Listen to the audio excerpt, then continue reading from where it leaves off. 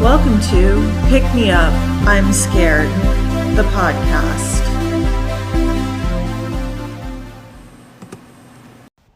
I'm your host, Madeline. And I'm your co-host, Kenna.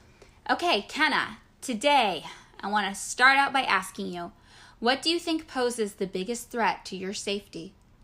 Myself. Me doing stupid shit. Oh, like accidental injury. Accidental injury, health stuff.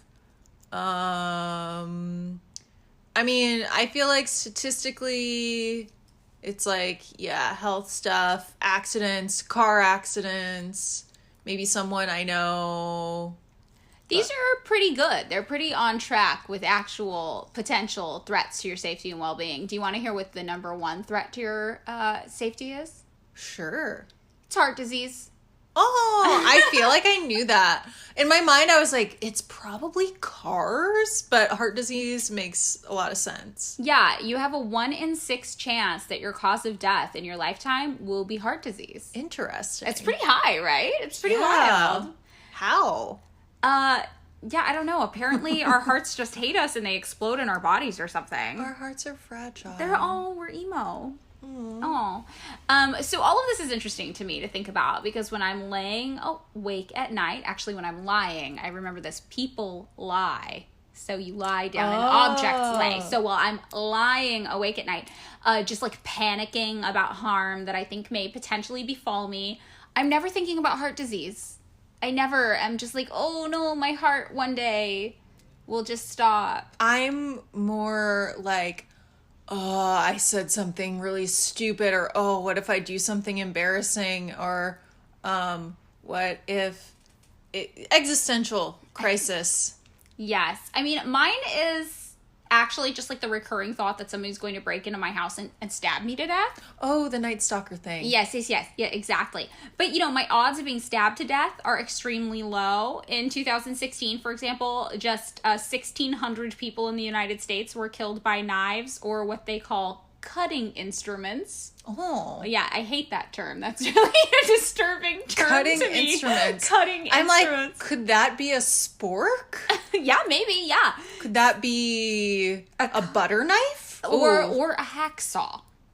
Oh, chainsaw? Chainsaw, yes. Any sort of cutting instrument. Yeah, there were 1,604 total people in the United States killed by cutting instruments. Wait, was it accidental or was it murder? Actually, this is a good question because there was no clarifying in these statistics. Yeah, so I'd say all of them. All of them. Are murder? No. All accidental or intentional cutting instrument deaths. I was like, dang. No. Yeah. So that means that my odds, though, of being stabbed to death in the United States in any given year, I think are 0.000486%. So that's like less than being struck by lightning? I mean, it's pretty low. I actually have some statistics about lightning coming up, and I don't want to give anything away quite yet. I will wait. Yes. Okay. I'm like tapping my fingers like Mr. Burns. Yeah, so by contrast, that whole heart disease thing, like 659,000 people died of heart disease in the U.S. in just 1 year, by contrast to that 1,604 with the cutting instruments, which means your chances of dying via heart disease in the U.S. are 0.2%. And obviously that fluctuates with age. The older you get, right, your odds increase. This is just the 0.2% is like in a given year, right? And that's just general for every person in the U.S. regardless of age. But still, those aren't even particularly high odds for like the average person in an average year. So what all of that means is that, today we're going to talk about danger and fear. Whoa. I know, it's kind of a broad episode topic. And what exactly is the discrepancy between our fears and the actual threats to our safety? Yeah, because I feel like a lot of time, our fears outweigh the dangers. I was just thinking about I have a very intense fear of heights, where I was even at the museum today overlooking like a balcony.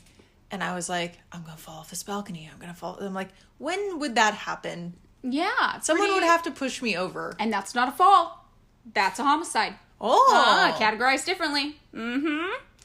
So, okay, right out of the gate, big trigger warning on this episode. We will be talking about death. We will be talking about violence. We will be talking about danger. And that includes some mentions of drug use, including overdoses, intimate partner violence, racialized violence, and homicide and suicide, just so everybody knows.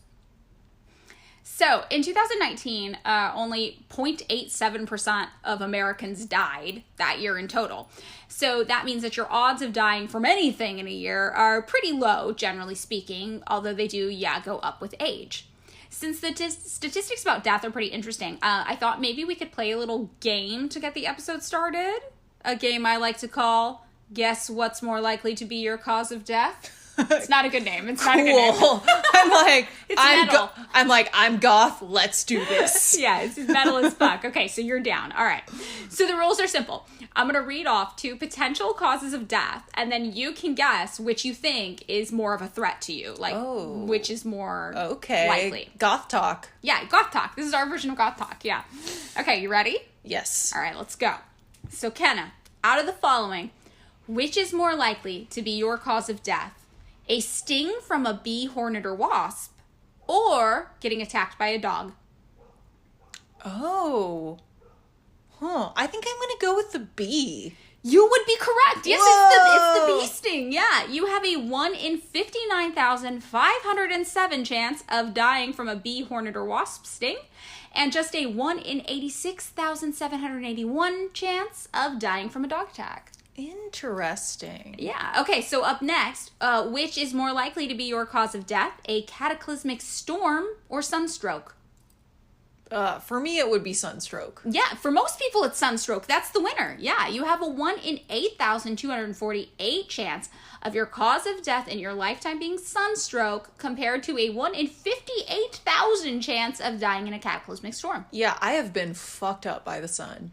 Yeah, in my hometown, people die from sunstroke all the time. Very common. Okay, so next. Which is more likely to be your cause of death? A hot surface or substance or lightning? Whoa. This is like, wait, don't tell me. Where I'm like, I want to say the hot surface, but maybe it's lightning. It is indeed a hot surface or substance. That one has a 1 in 63,000 chance of being your cause of death, compared with a 1 in 138,000 chance of lightning. Oh my gosh, that's like the poor McDonald's hot coffee woman. Yes, and I was actually wondering when I was reading this, I was like, I don't fully understand what a hot surface or substance death would be, except for like lava. That's all I could think of was lava. Like, basically, like people are like, she poured hot coffee on herself, but no, it just like some coffee spilled and it was like, it took off her skin. Like she had to go to like rehabilitation. It was like gnarly. Yeah, she had like 3rd-degree burns, right? Yeah. Okay. So we have 2 more here. Up next, which is more likely to be your cause of death? Electrocution/radiation/extreme temperatures and pressure, or a sharp object? I feel like electrical shit, because you always hear about people trying to rewire stuff and then not going good. You are correct. It is electrocution. Wow. You're doing really well. Because I'm goth. Yes.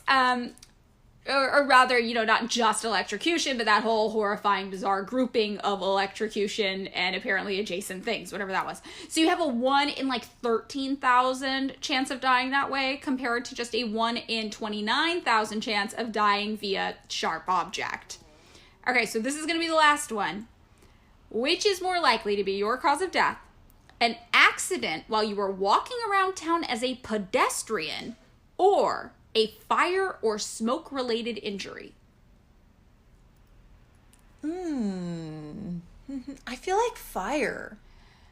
Unfortunately, it is the pedestrian. Damn, okay. Shocking, right? Yeah. You have a 1 in 543 chance of your cause of death being an incident while you're a pedestrian. Damn. I mean, especially in LA. Right, compared to a 1 in 1,500 chance of your cause of death being a fire or related smoke injuries. Whoa. So, that brings us to this lovely section of today's episode that I like to call What Are the Real Dangers? Indeed, your top 10 most likely causes of death in your lifetime as an American, based on data between the years of 2015 and 2020, are heart disease, cancer, unintentional injuries, which is just like accidents, stroke, chronic lower respiratory disease, Alzheimer's, diabetes, influenza and pneumonia, so that's like the flu and pneumonia, right? Kidney disease, and last, suicide. So these total account for 74% of all deaths in the US, with the exception of 2020, where COVID-19 also entered the list of leading causes of death, coming in third between cancer and unintentional or accidental injuries. So is there anything surprising in there to you? Not really. I mean, I'm kind of surprised suicide is so high, but I'm kind of not. Yeah, I was surprised by that. I was surprised by the flu. Oh, yeah, the flu. The flu is fucking dangerous. Gnarly, right? Yeah. And now I'm like, oh, I need to get my flu shot this year. Yeah, and then chronic lower respiratory diseases. Yeah, I had not thought about that. Yeah, so I understand also because of that why COVID-19 was so dangerous. Oh, right? That makes whammy. sense. Yeah. So experts actually say that based on this information, some of the best ways to bring down your overall risk of death, it's just literally doing things like sleeping regularly and building healthy and positive relationships with other people. Oh, I like that. I know. Just nap and hug. Yeah, nap and hug. Which isn't usually what we think of in terms of like ways to be safe. You know, when people are like, stay safe, it's usually like, be vigilant, be alert, carry pepper spray, not like... Oh my gosh. So one time a friend had a Groupon for a Krav Maga class, and I went with her not knowing what it would be like, and just being like, oh, this will be fun, boxing, like, you know, we'll do some like MMA style. Like, I was like, but like as soon as we get there, like the instructor was like, you will need to defend yourself. And in that case, you need to attack first. And I was like, whoa, whoa, whoa. I'm just here for the boxing and the kicking. But you did attack the man. I was forced to because that was part of the lesson.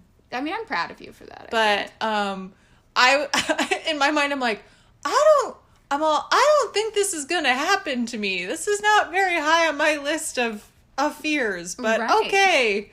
But I feel like a lot of people are because of how intense the self-defense class was. Lots of people think about this stuff. I mean, I'm not exempt from it. I've fallen victim to these kinds of thoughts too.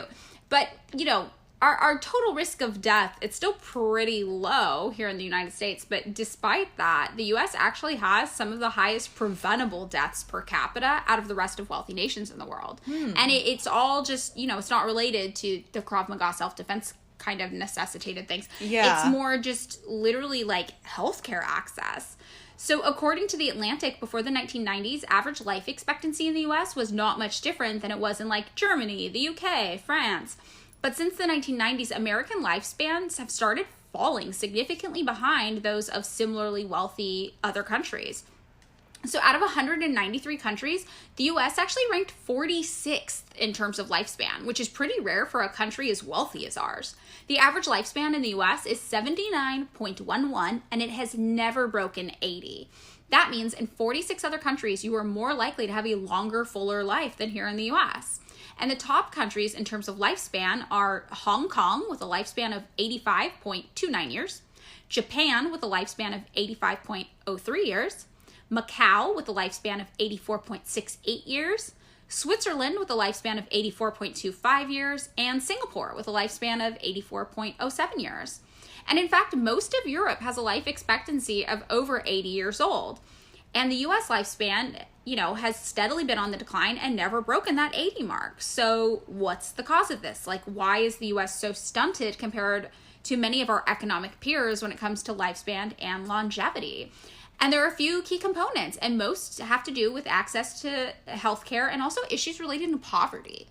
Interesting. So the main thing, which is like access to good quality healthcare, Americans have higher rates of death from infectious disease and pregnancy complications, and also have a higher risk of accidental drug overdose.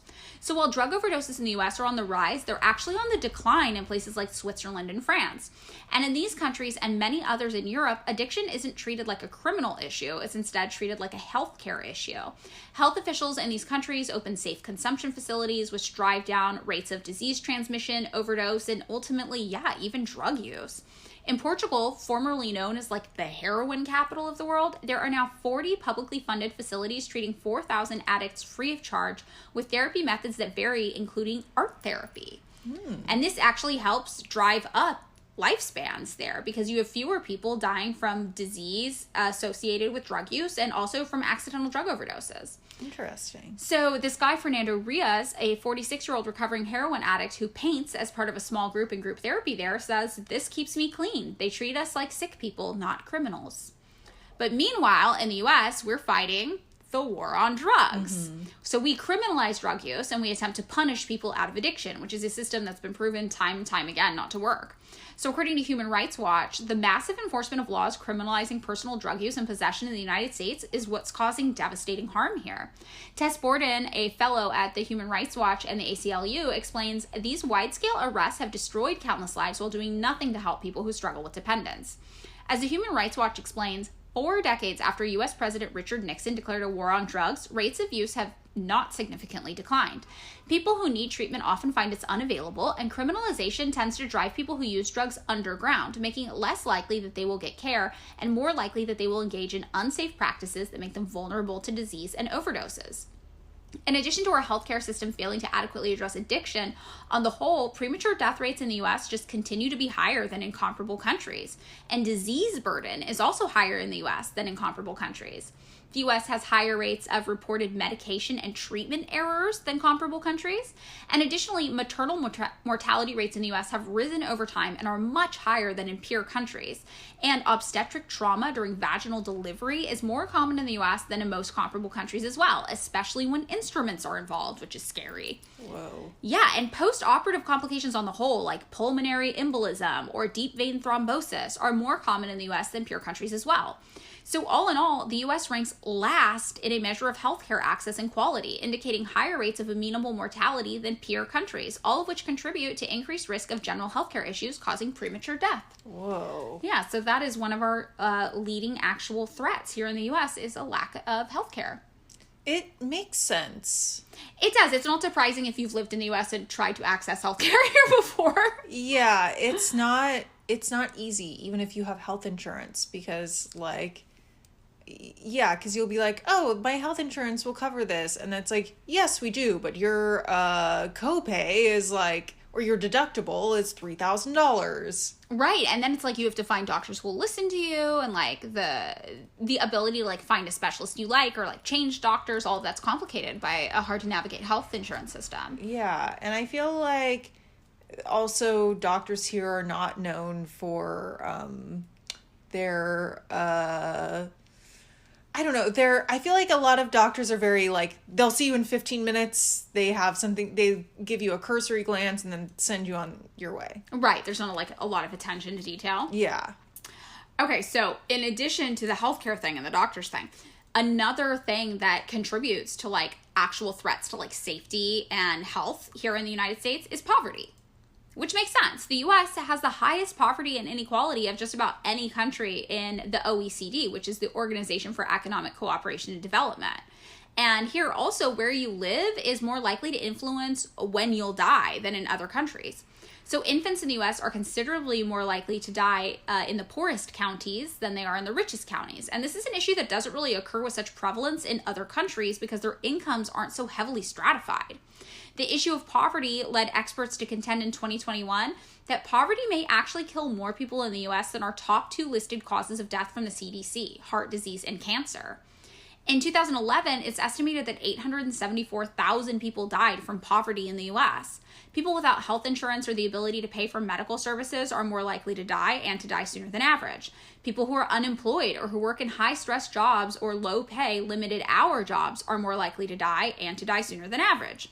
People living in high-stress situations because of unemployment or poor working conditions fall into the same category. People living in poor housing conditions, including apartments or homes in need of serious repair. People living in bad neighborhoods that include things like poor animal control or pollution problems, or in generally run-down neighborhoods. All of these people are more likely to die, and to die sooner than average. People who have no air conditioning, people who have it but can't afford to utilize it properly. They're more susceptible to death not only from heat exhaustion and heat stroke, but also from things like allergies and asthma, heart disease, and other complications made worse by excessive heat. According to the CDC, an average of 675 people die every year in the U.S. as a result of excessive heat and no ability to control the heat or get out of the heat for even an hour or so. Damn. That's why in my hometown, where it got very hot in the summers, 110 degrees, it was also a very low-income city. We would actually, on extreme heat days, have buses parked on the side of the road with the air conditioning running. So if you needed to get out of your house, you could go sit in a city bus just parked on the side of the road nearby, so you wouldn't die of heat stroke, basically. And when I was in elementary school, a teacher actually did die of heat stroke at recess at my elementary school. Oh my goodness. Yeah, while we were all out of recess. It wasn't my teacher, but it was another teacher in the same grade that I was in. Mm-hmm. Oh my God. That's awful. I know, yeah. So according to the USDA, more than 38 million people, including 12 million children in the United States, are also food insecure, which is the result of poverty, meaning people are literally starving to death here. Many households that experience food insecurity also do not qualify for federal nutrition programs and instead have to rely on visiting local food banks or other food programs for extra support. So on top of like the medical issues and the poverty, another thing that contributes to like actual threats to our well-being and safety here is racism. Right? Yeah. So we have this huge racism issue, not a race issue, and Black Americans die sooner and bear a heavier burden of many diseases, including hypertension, heart disease, dementia, and late-stage breast cancer, which is no surprise when you learn about the rich history of medical racism in the U.S., where Black patients are often undertreated when presenting the same healthcare concerns as their white counterparts. In 2014, Black Americans had lower average life expectancies than white Americans. And between 2013 and 14, 42.4% of Black males had high blood pressure, compared to just 30.2% in white males. During the same period, 44% of Black females also had the same condition, compared to 28% in white females. So in addition to our healthcare system failing to adequately treat Black patients due to systemic racism in the medical field on the whole, and also individual biases of healthcare practitioners, I think like we talked about before, that thing where some doctors literally believe Black people have thicker skin than white people and cannot feel as much pain. Fucked up. I know, it's so fucked. Studies also showed that simply encountering racism like in your life can lead to higher levels of stress, which in turn causes cells to age more rapidly. Results show a link between increased experiences with racial discrimination and the more rapid shortening of those telomeres, which is an indication of cell aging. In addition, Black teenagers in the poorest U.S. areas are roughly twice as likely to die before they turn 20, and about 1 in every 1,000 Black men can be expected to be killed by police in their lifetime in the U.S., making police murder a leading cause of death for Black men in their mid to late 20s, coming in 7th in total causes of death for that group. Oh my God. Yeah, so racism here kills a lot more people than it does in other comparably wealthy and developed nations. So then we have this whole idea of like, okay, so these are the actual threats to our safety, right? We have all these like diseases, we have medical issues, we have suicide, which was an interesting one that we didn't really touch on too much, but we also have things like, you know, poverty, and then we have the idea of what we actually fear. Mm-hmm. Right? And all of this is interesting because I feel like in the world today, the thing we're taught to fear most is like crime or criminal violence. Yeah, serial killers. Right. And most likely criminal violence from strangers. Exactly. Mm-hmm. Not like poverty, poor healthcare, and racism, which are actually statistically the biggest threat to our safety. Like when we were kids, it was all stranger danger. Yeah, exactly. It was all like, there's missing children everywhere being kidnapped, which turned out not to be true. There's actually like a Great You're Wrong episode about it. Right, where they talk about that. Yeah. Yeah, and I feel like now, like as an adult, especially as a woman, the message I get in society is that I'm going to be attacked by a random man jumping out of the bushes at any moment who wants to assault and kill me, or that I'm going to be sex trafficked at any second of any day. These are the constant threats. And while violence against women is definitely a real and terrifying thing, it doesn't really happen the way that society likes to tell us it does. So in terms of crime, being physically assaulted by a stranger earned a fear score of 60 for Americans when they were surveyed, compared to being the victim of domestic violence, which ranked just 37 on that same fear score list. So, getting assaulted by a stranger was almost twice as scary to us. However, in reality, women are far more likely to be assaulted by someone they know than by a stranger. And 1 in 3 women in the US have experienced physical violence by an intimate partner, resulting in injury for 1 out of 7. We as women are far more likely to be harmed by people we know, with known attackers accounting for between 62 to 75% of total assailants in assaults, depending on the year assessed. And in particular, intimate partners, who account for almost 60% of total assaults on women and girls alone, and 15% of total violent crime in the country. Wow. Yeah, I it's so funny to me, this idea of stranger danger, because it puts the onus on people to individually fight off an attacker or a stranger, rather than the entire system needs to be changed. Like, Right. It really is like a system large spread issue, like societal issue, but then I feel like we make everything so personal, so individualistic, and that's why I think the stranger danger thing makes people so scared. But that's just a theory I have. No, I think it makes sense. I think the theory I have is that the more we put the idea of danger and harm on a mystery man in a black hat who's out to wrong us, the more attention it takes away from the men in our lives, and it allows them to kind of thrive and prosper with this idea that there are defenders, that they're there to keep us safe. They enforce the systemic patriarchy. Right, exactly. When in reality, they're the ones who are statistically most likely to harm us. And it also has this weird byproduct of making us think that violence we suffer at the hands of people we know in our lives, that somehow that's not real violence, or if we do encounter it, somehow we're accountable for it. We brought it on ourselves by choosing to be around this person. Totally, yeah. Which is not the reality at all. Nobody chooses to be a victim of violence, but when we have this idea that that's not a real danger, the real danger is the mystery man on the street out to get you, who, yeah, random violence by men definitely happens, but not nearly to the extent that men in our homes and men we know harm us. That's just another way of blaming the victim, to be well, you chose to let this man in your house, so what's wrong with you? Yeah. Rather than being no, this is the reality of gendered violence against women. It is systemic. And 1 in 4 women have been victims of severe physical violence by an intimate partner in their lifetime. And 1 in 7 have been stalked by an intimate partner to the point where they believed either they or someone close to them would be harmed or killed. So this is clearly a systemic issue, and this is a huge part about violence against women, that it's not sensationalized, it's not as catchy, it's not in the headlines, but this is a real issue that we need to be directing attention to, because it's harming such a huge amount of women. This is a threat to us. Yeah, it's been normalized. I just think about how normal it is for people we know to have reply guys that say wildly inappropriate shit. Yeah, there's also this thing, this is a big trigger warning, because it's going to use some R words coming up that I don't like to use, but basically one of the reasons why it's so hard to criminally prosecute sexual assault cases is because of a specific form of jury bias. And the jury bias is that they actually think that sexual assault is only real when it's done by a stranger who jumps out of you at a bush. So because that's not the majority of sexual assault, the majority of sexual assault is by someone we know, those cases are basically impossible to prosecute, because juries will consider it, and forgive me, this is a really coarse way of phrasing it, but this is what it's called, kind of in circles where people talk about the justice system.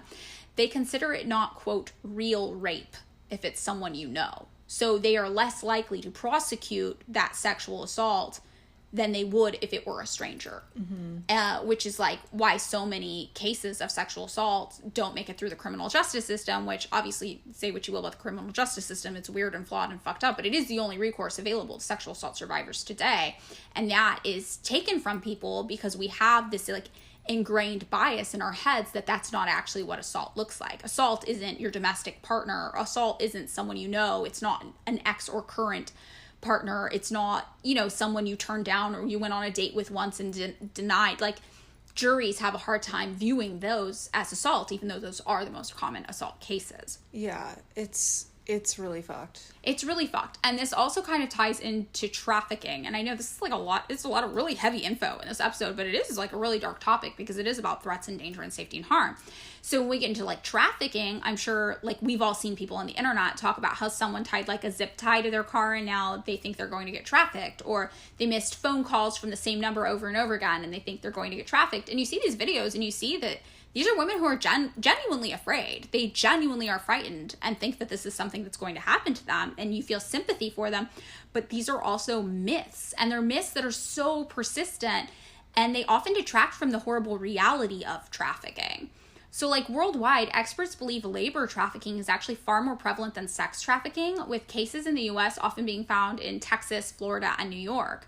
And here, victims of trafficking are almost exclusively immigrants and mostly immigrant women. According to the ACLU, traffickers, usually a recruiter or an actual employer, will compel their victims to accept a job through various forms of deception, coercion, or physical force.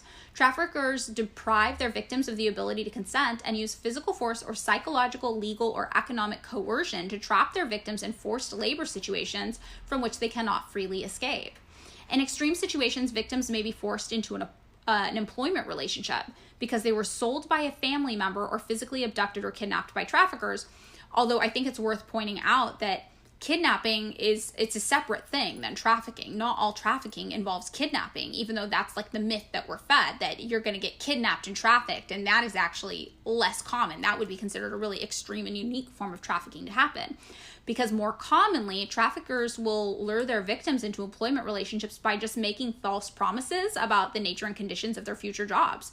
For example, a trafficker may promise a woman a job in the US as a nanny earning minimum wage, but when she arrives, she's instead forced to work in a sweatshop where her wages are withheld. She's forced to work 18 hours a day, and she's not allowed to leave the premises. And this has happened actually a lot here in downtown LA. We see sweatshops get busted, and sometimes in tandem, we see housing situations get busted where the women who were forced to work in these sweatshops were all forced to live together as well, and their employers would withhold their passports, their money, and make it impossible for them to leave. So forced labor and trafficking in the United States are actually most prevalent in industries of domestic service, like having someone work in your house, like a nanny or a butler or something like that, agriculture, sweatshop and factory work, and restaurant and hotel work. That's the most common nature of human trafficking in the U.S. Makes sense. Yeah. I mean, it doesn't make sense. I mean, it's horrifying, yeah. But I actually remember there was a case in the news where this really affluent couple on the East Coast was caught having, human trafficked a woman, an immigrant woman, to be forced to be like a domestic servant in their house. And they had done the same thing. They had withheld her passport, forced her to work, all these awful things. And it's slavery is what it is. While sex trafficking does also occur in the U.S., it also does not occur in the way that we're often taught. And this complicates the efforts to warn women about the true dangers of sex trafficking. One prevalent myth is that women are usually targeted for sex trafficking by strangers, when in reality, it's usually romantic partners or family members, including parents. Trafficking is also not always tied to a violent crime like kidnapping. In reality, most traffickers, again, use psychological tactics to manipulate victims into providing commercial sex or labor against their will for the gains of others. And the most common signs of human trafficking, according to experts, aren't things like zip ties or missed phone calls. Instead, it's a would-be employer refuses to give workers a signed contract or asks them to sign a contract in a language they can't read. A would-be employer collects fees from a potential worker for the opportunity to work at the job. A friend, family member, coworker, or student is newly showered with gifts or money or otherwise becomes involved in an overwhelming, fast-moving relationship. A family member, friend, coworker, or student is developing a relationship that seems too close with someone they know solely on social media. A family member, friend, or student lives with a parent or guardian and is showing signs of abuse. A family member, friend, or coworker is offered a job opportunity that seems too good to be true. A family member, friend, or coworker is recruited for an opportunity that requires them to move far away, but their recruiter or prospective employer avoids answering their questions or is reluctant to provide detailed information about the job. Additionally, it might be that someone feels pressured by their employer to stay in a job or situation they want to leave. Someone owes money to an employer or recruiter and they're not being paid what they were promised or are owed. They do not have control over their passport or other identity documents. They're living and working in isolated conditions, largely cut off from interaction with others or support systems. They appear to be monitored by another person when talking or interacting with others. They're being threatened by their bosses with deportation or other harm. They're working in dangerous conditions without proper safety gear, training, adequate breaks, or other protections. Or they're living in dangerous, overcrowded, or inhumane conditions provided by an employer. Like, those are the actual signs of human trafficking. Mm-hmm. But unfortunately, we're not taught that these are things we should be looking out for as signs of human trafficking, because instead what spreads is the sensationalized fear messages of things like zip ties on your car. Yeah, it reminds me of the urban legends as a kid, where if someone flashes their high beams at you... Oh, yeah, a gang's gonna kill you or something? Yes. Yeah, something that doesn't even make sense, yeah. But even bearing all of this in mind, your odds of being trafficked globally are just 0.01%. So this is not a very common thing either. So this kind of brings me to this idea, like, how dangerous is the world and how much safer are we now than we were in the past? Because another thing I think we're taught to fear in general is just like crime and murder, right? Which we see everywhere on television and in the news all around us. However, in 2010, homicide of any kind accounted for less than 1% of all deaths in a year. And on top of that, you add in the fact that just like 0.87% of Americans even die every year, and your odds of getting intentionally murdered by another random person in a year where I live are so low that you can like barely even count them as a potential risk to our day-to-day lives. In 2019, according to a survey conducted by Gallup, about 64% of Americans believed that there was more crime in the US than there actually was. In reality, crime has been going down steadily for decades, and people instead thought that crime was going up. So in 2019, when they were surveyed, they were like, yeah, we have more crime than in 2018, but this is not the case at all. In fact, crime has been steadily falling in the U.S. since it peaked in 1991. The Bureau of Justice Statistics found that the rate of violent crimes per 1,000 Americans aged 12 or older plummeted from 80 in 1993 to just 23 in 2018. Whoa. Yeah, that's like a quarter of the rate. Similarly, since then, crime has fallen by roughly half, with violent crimes plummeting by 51% and property crimes decreasing by about 43%. In fact, experts have called the period from the 90s through today the Great Crime Decline. However, despite all evidence showing the world is indeed a much safer place today than it was in the 80s when we were born, Americans refuse to believe it. When surveyed, Americans consistently overestimate their risk of being victims of crime, and in particular, violent crime. One year, Americans estimated their chance of being robbed was 15%.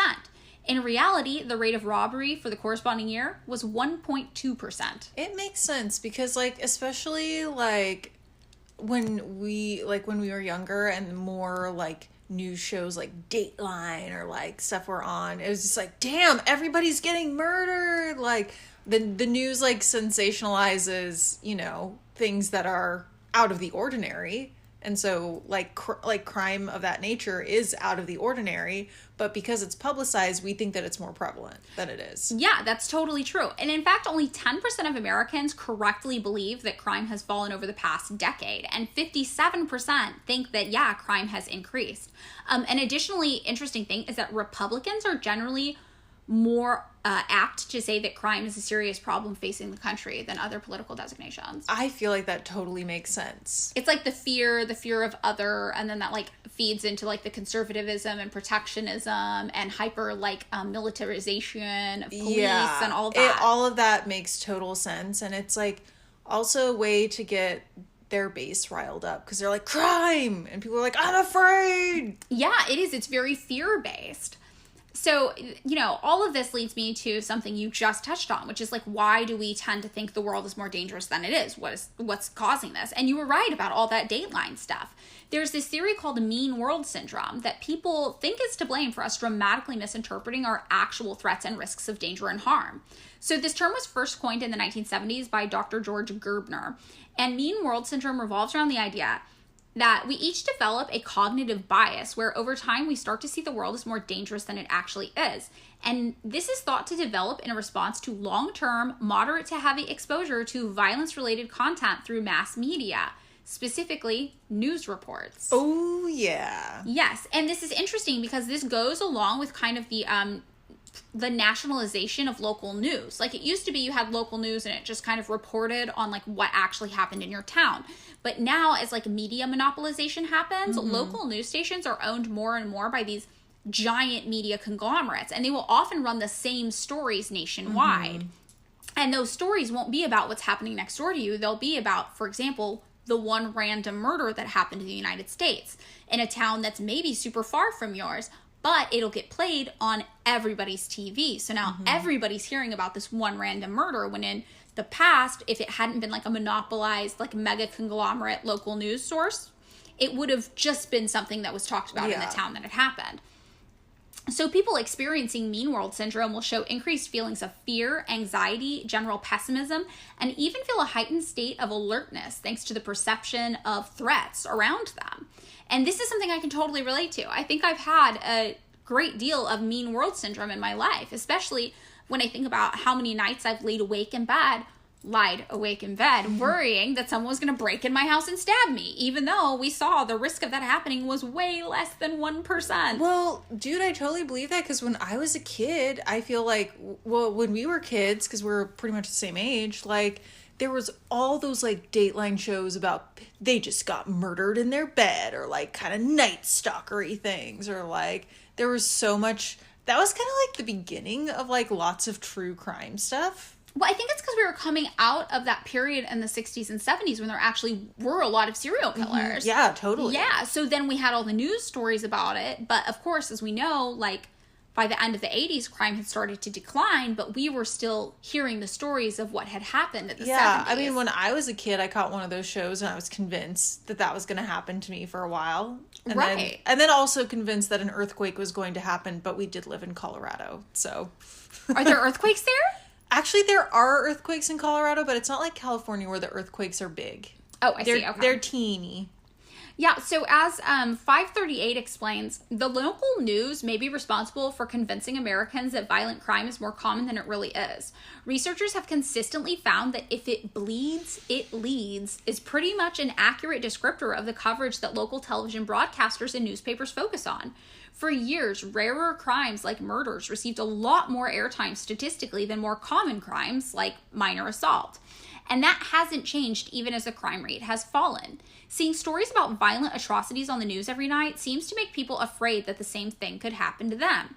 According to one study conducted in California, consumption of local television news significantly increased people's perceptions of risk and fear of crime. I think about this too because now we have also our social media feeds. The more you're on social media, the more likely you are to see things pop up about people who've gone missing or people who have been harmed. Because, yeah, random violence, it's not like it never occurs. It does occur. It's just statistically very, very rare. But we're consuming these things sensationalized on our news feeds. And because of that, if it bleeds, it leads thing, the algorithm favors all of the sensationalized, horrific stories, and we see them pop up more and more and more on our Twitter feeds, on our Instagram feeds, on our TikToks. Like, and that's what we see. Especially, I mean, if it's filtered outside of like an organization that takes facts very seriously, it's sometimes like a game of telephone. Yes, that's where you get the things about like the zip ties and like on the van, and everything's stuff like, exactly. Yeah. It's not even real information necessarily. So according to this one counselor, who I just have to point out, her name is Beverly Hills. It's amazing. Okay. So according to Shout out to Beverly. We love this name. Mean world syndrome plays right into our innate fears. Fear of the unknown, fear of death, FOMO, fear of missing out. It triggers our self-protective fight, flight, or freeze instinct, whereby the body is flooded with hormones and chemicals originally designed to put us on alert in order to save us from the very real big bad world out there in the days before civilization. Our instincts are there to help defend us from harm, and the reason we may feel at unease with the familiar.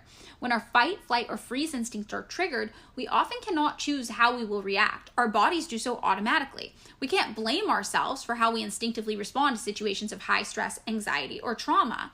But what can we do to help take back control of how we are thinking, feeling, and reacting to the constant stream of negativity and bad news we see in the media?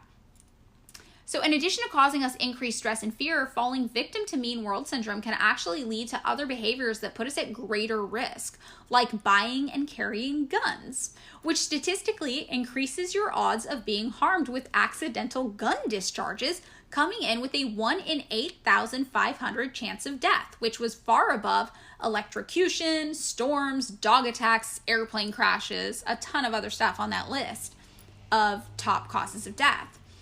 And that's interesting because I feel like people don't actually talk about accidental gun discharges. You know what's funny? Okay, so when I was in high school, we had like a debate class in our government studies class, and for their like these guys did this thing. I'm like, everyone over the age of 12 should be forced to carry a gun in the United States for safety reasons. And but then I remember they cited this where they're like, they actually cited this fact that like accidental gun deaths are like really high. And I was like, but are they higher than your chance of getting murdered? Like they were like, Yeah, I mean, it's a pretty significant statistic. And also, to touch back on the suicide thing, your risk of suicide and self-harm is higher if you have a gun in the house. Oh, for sure. And I know that as somebody who has lost someone I love to suicide due to gun violence. And that's something we don't think about very often. And, I grew up firing guns. My dad and I used to shoot guns together. I also read a lot of Angela Davis as a teenager. Angela Davis says she needs a gun. I believe she needs a gun. Like, I'm not a person who has like a very staunch position on like gun control this or gun control that. But, when you look at these statistics and you think about the circumstances that might cause somebody living in fear to carry a gun, they might also be the things that cause them to be jumpier with a gun, not have as much gun safety. Mm-hmm. They're more reacting emotionally, and that I can imagine very easily contributing to, that accidental gun discharge rate of death, which is pretty high. Yeah, is there also, maybe I'm remembering back to high school, like a very high rate of like guns going missing or being stolen or like children getting into guns? Like, yeah, there's been this thing too where police have tried to do like buyback programs for guns to get them off the street, and then like somebody literally just broke into a police car and stole all the buyback guns. The United States has a really unique relationship with guns that, there's proponents on this side talking about like mass shootings, and it's like, yeah, we have mass shootings because we have all these access to guns, and then you have people who are like, how do you remove guns from our country? It's so much part of our culture. There's so many. Yeah, and then you have people who are like, well, if the government has guns, the people should have guns. Then you have people who are like, what if the government and the people both didn't have guns? So it is like a really entrenched issue that would be an interesting episode all on its own, actually, if we wanted to get into it. But yeah, just the idea that people who are improperly trained and carrying weapons, any sort of weapon, from a position of fear, and they're more jumpy and they perceive threat all around them, you can definitely see how that would increase your risk of harming yourself or others accidentally. Yeah. Even just with pepper spray. I know somebody who accidentally pepper sprayed an innocent man walking down the street because she became convinced he was following her, and he was not. He was going to unlock his bicycle, which was at a stand next to her. She pepper sprayed him in the face, So these things where when we're afraid and we're operating from that fear instinct, sometimes our instincts are good and they're there to protect us, and it's not our fault if we're misinterpreting all these signals because we're products of society. These are the signals we've been fed, right? But also, it's very easy to see the parallel link between accidentally harming yourself or others because you are so afraid. And this is something that experts have actually shown does, statistically happen. Additionally, experts point out that a fear of crime contributes to increased incarceration rates, despite there being no evidence that putting people in prison actually decreases crime, and mounting evidence that we've talked about before that prisons actually create more crime. Not to mention the effects that this increased carceral state has on the very real violence police enact in communities of color. Coming back to that statistic where 1 in 1,000 Black men will be killed by the police in their lifetime, and contributing more to the actual threat to our safety we have, which is racism. Mm-hmm. It doubles down on it. And fears of crime are directly linked to increased police budgets and harsher sentences for people convicted of crimes, increasing the issues that the prison industrial complex brings to Black neighborhoods, which are routinely subjected to harassment and over-policing by law enforcement. According to Hills, one of the ways to combat mean world syndrome is by challenging the way that we think. The first thought that pops into our head is what we call automatic thinking. This is our conditioning, whether those thoughts or messages were given by an attachment figure or the media. It was a repetitive message that played on our fear, and it stuck. Some questions we can ask in order to challenge ourselves are, is this thought fact or fiction? Am I thinking all or nothing thoughts? What real evidence is there that these thoughts will come true? Experts also suggest balancing out media consumption as a useful tool to help provide more realistic understandings of the world around us, rather than sensationalized news stories designed only to capture enough views to sell better advertising slots and uphold the ill effects of rampant capitalism gone awry. Like, as it stands now, toothpaste companies are profiting from our fear, and profits seem to matter more than reality in the scope of these television news stories. In addition, there are enough real threats to our safety and well-being in the world, like poverty, racism, poor access to medical care, and climate change. Remember that statistic about heat stroke being a leading cause of death? Well, in the last 7 years, we've seen the hottest year on record each year. Not to mention the changes to our air quality, the increasing rise of natural disasters, including high-intensity hurricanes, which have increased in frequency over the past 30 years, and wildfires. These are the true threats to our safety and well-being, and what we need to take seriously if we ultimately actually care about public safety. Okay, Kenna, so what are your thoughts? I feel like this is like the episode we did about the military, where, okay, these like the real problems that are like poverty, heart disease, like just like the systemic issues, even like racism, or they are not issues that people find like exciting, or like I don't mean this in a way, but like sexy, marketable, where it's just like, we want to be like, there's killers out there, there's like strangers ready to jump out of the bushes at any moment, like, are you ready? Like, it seems like an action movie, like, and that's why like the military is so big, because people in their heads feel like, well, that's the threat, is like, you know, it's like action movie level, when it's like actually like, you know, the banality of evil. Right.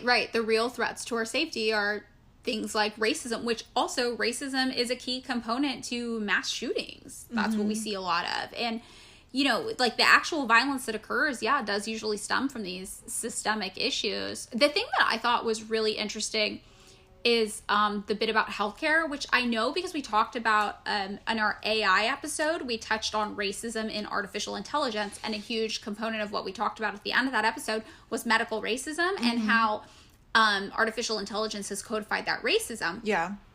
But I do think it's so interesting just how blatantly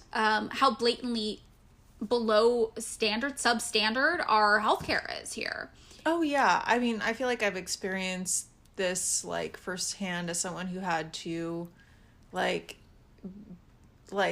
figure out kind of like a mystery illness for a while. Get a diagnosis. Yeah. And or like treat then the diagnosis, where it was just like, wow, like I feel like I'm very privileged here. I happen to have like health insurance, and like, you know, like I have all these privileges, yet my experience just was like, I felt very gaslit. Yeah, it's really also the thing about the life expectancy. You know, we're the second wealthiest nation in the world, and our life expectancy is 46th out of all of the 193 countries on the survey. Yeah, I feel like maybe I've mentioned this before, where I feel like, you know, the way our society works now, it seems like there is this idea of value being attached to money.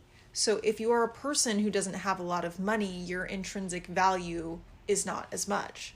And so it's like, well, you don't have enough money, you don't get the healthcare because maybe you don't need it because you're a bad person. Right. Like, even I feel like most people wouldn't say that, but there's like definitely like, I feel like an undercurrent of like a significant amount of people that doesn't allow that to happen. I think that most people are good and don't, but I don't know. It just seems like this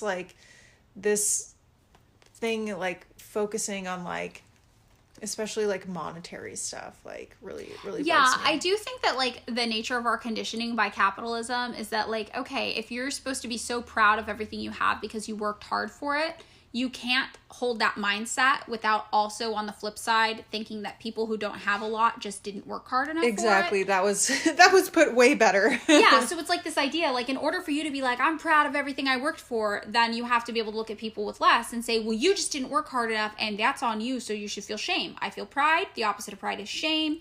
You should feel ashamed of your economic position. The opposite of hard work is laziness. You are shameful, lazy people. And yeah, I think that does play into this idea that like poor people deserve to be poor, basically here. That's kind of what people think. And yeah, I don't think that like it's human nature to look down on each other and want to compete and feel better than, but I do think it's social conditioning. It's a byproduct of capitalism, because so much of what capitalism does is pit us against each other, make us compete for things. It imposes that scarcity mindset. Like, do we actually think there's only enough good healthcare to go around and the people with the money are the ones who deserve it? Like, there's only a little bit, and we can't all have the good health care. Yeah, and I like this idea that well, you have to let the free market decide healthcare, because then you don't have as good of outcomes. I mean, you can see from the data that it's false. Right. We don't have good because we outcomes at all. spend the most on healthcare. We do, yeah, per capita. And have the least amount, but we do have a quote unquote free market, which I would say we don't, because there's a lot of fucking monopolies out there, and that's why insulin is like $100 a vial. Right, exactly. Yeah, it's like other countries have better access to healthcare and they don't have to pay for it out of pocket the way we do. And then we also have like the propaganda machine of the media, where we talk about access to like public healthcare, free healthcare. We're like, look at the cost. This would be, you know, say it's like $30 trillion or some $36 trillion over X amount of years. And then you look at the same data and you're like, we currently pay $43 trillion over those same amount of years. Well, I think it's like part of the, like the fear, especially conservative fear, is that making a change is futile. So you'd rather stick with the shitty thing you know than the thing that you don't know. So like a lot of like with healthcare, people are like, well, do you want to change your doctor? And people are just like, no, because I'm afraid that's such a pain in the ass. Like, what if I get a worse doctor? Like, people aren't thinking like, well, what if I get a better doctor? Or what if I get a better thing? Most people are trained by this conservative mindset of like the futility of change, where it's like change equals bad. Change is the fear of change. Yeah, also, I have health insurance and I have never seen the same doctor anytime I've gone to the doctor's office. Unless it's a specialist. I mean, yeah. Like general, it's just like whoever shows up that day at the doctor's office.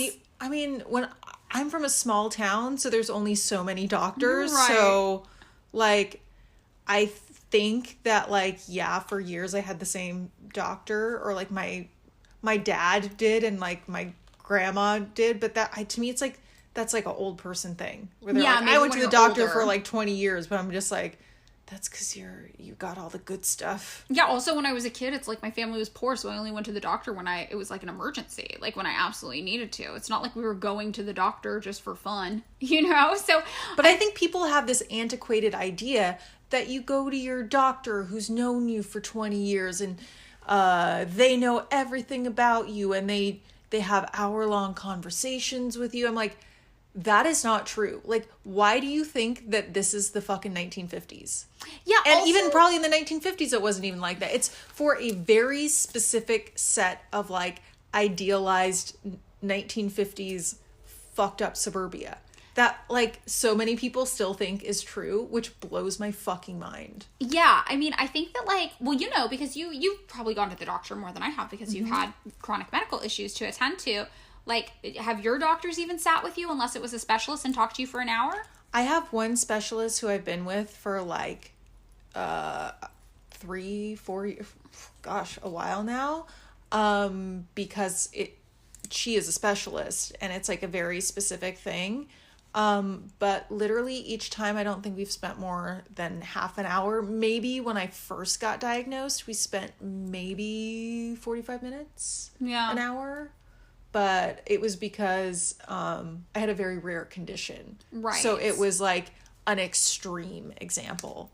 Yeah, I feel like even doctors, even like when I've gone to a specialist that like I've been going to for a few years, he still just checks my medical record every time he sees me. He doesn't remember. I go once a year to check in with him. It's not like he's like, oh yes, Madeline, I remember everything about your body. It's like he just reads the chart and he's like, oh yeah, this is what we're dealing with. Huh, okay, good to see you back. All right, here's what we're doing. Bye. And it's like, cool, I see him for 15 or 30 minutes. I like him. He's definitely not doing a job that any other specialist couldn't do just by looking at my chart and telling me what needs to happen next, you know? Yeah, and it's just like, yeah, this fear of change where it's like you change anything, it will be worse. Just like people are like, well, you can't get rid of the police or prisons as we know it because it will just be worse. Because right. I'm afraid it'll just get worse. And you're like, well, it could be better. It could be better. I think it extends to that fear of other. It's like we have the fear of other. We have the fear of the bad man jumping out on the street. We have the fear of the immigrant. That's a fear of other. We have the fear of, I don't know, people from other countries. We have the racism fear. We have all these fears of other. And it's like the fear of the unknown is another form of fear of other, right? Because we have what we're doing now. That's us. That's we. That's the way we do it. And then to do something different, well, that's the way they do it. That's another fear of other. Which, I mean, I'm going out on a limb here, but I think that it's conditioned. I don't think that's like necessarily super innate. No, I don't think that's innate because like at you all. see like little kids doing like wild stuff. Well, like yeah. they're not, like so many little kids are like not afraid of stuff until their parents are like, "Oh my god." Yeah, I think also it's like when you're a child and you're shown something that you weren't familiar with, like you might be curious. Like for example, I went to a wedding once. It was a gay wedding, and one of the groom's like little nephew was there maybe, and I think he was like 3. And during the middle of the ceremony, he kind of like realized what was happening, and he was sitting next to me, and he turned to his mom, and he was like, "Why are there 2 boys getting married?" And his mom was just like, "Because they love each other." And he was like, "Oh, okay." And like, that's all he needed. That's all he needed, you know? But then you have conservatives who are like, the gay agenda is destroying America. And I'm like, 1, I wish there was a gay agenda destroying America. That would be lit. But like 2, you're like, actually, no. If the kids aren't confused, they might ask a question if they've never seen it before, and then they're fine. So it's like, no, it's not human nature to fear everything you've never seen before. I think that is another like conservative thing where it's like people think that there are like that people have all these innate qualities and the world has all these rules that work a certain way. Right. So it's like of course the world tends toward that's just the way that things are. Of course people are born good or born bad. That's just how it is. Where it's like, how do you fucking know if someone's born good or born bad or born this way or that way? Yeah, that's kind of like what our girl Beverly Hills was talking about when she was like, am I using all or nothing thinking? Yeah. Because that's not real. All or nothing thinking is not usually the case. Usually reality is a complex, murky thing that is complicated. And, you know, nothing is so black and white. Everything kind of exists in this gray area. And I think that, like, we don't allow ourselves to see things with nuance a lot of the time. Yeah, and, it's, I know it's part of human nature to be afraid of stuff. Like, I read somewhere that it is, an evolutionary trait to be afraid of snakes. Oh, I love snakes. Because what does that mean? Do I want to die? Why do I love snakes? Well, like a lot of people are afraid because you're just like, that will harm me in the wild. I don't want to get bit by a venomous snake. Yes, like, okay. We are afraid of things for reasons, you know? Right. Like, we don't just, put our hand in the fire. No. Hot surface or substance. No. Yeah, we're not doing that. I think that, like, a lot of fear is valid because it's trying to keep you safe. Yeah, exactly. It does try to keep you safe. And then, though, you have to combat that to ask yourself, is this a rational fear or not? Because, yeah, it's like, because things are so complicated in our world now. Like, it's so complicated where you're like, there's so many things going on, so many decisions to be made where, like, I feel like it's so easy to get overloaded and then you just feel, it's so easy to default to be afraid. Right. Yeah. It's definitely nobody's fault if they have these fears. Like, like I said, I've been susceptible to mean world syndrome. I've lied awake in bed at night thinking someone was surely going to break in my house and stab me. And actually the thing that made me feel better about that is looking up the statistics on getting stabbed. And, you know, I talk to people sometimes and they're like, oh, I'm going to get kidnapped. And I looked up the statistics on kidnapping once and I'm like, oh, in the United States where we live, you have a 0.0003% chance of getting kidnapped in your life. And I tell people that and I'm like, yeah, that's really low. I think you're going to be okay. There's a 99.997% chance you're going to be fine. And people don't really know what to do with that information. And I think that that's interesting that, like, we've just taken it so granted. Yeah, but it's like, it's hard to tell people, like, well, you should be afraid of heart disease. You should be afraid of car accidents. You should be afraid of COVID. You should be afraid of racism. Yeah, you should be afraid of, like... our healthcare system. Yeah, exactly. And people are just, like... But that's, like, a huge thing. We're just like, yeah. Yeah, you should be afraid of people who feel isolated and lack resources to reach out to one another to try to feel... You should be afraid of us not having access to mental health care. You should be afraid of not getting enough naps and hugs. Yes, exactly. And climate change. You should be afraid of climate change. It's all very scary. Anyway, so that is our big, scary episode on danger and fear. I wanted to take a second just at the end here because we talked about some heavy stuff. I wanted to provide 2 resources. The National Suicide Prevention Lifeline is available 24 hours a day. The phone number is 1-800-273-8255 here in the U.S. We also have the National Human Trafficking Hotline. If any of those things that I read earlier, which are the things you should actually be on the lookout for, if any of those sound like somebody you may have known or encountered, they have a hotline as well. That phone number is 1-888-373-7888. So those are just some resources that I wanted to share on our episode about danger. Thank you so much for listening. If you would like to support us, keep listening.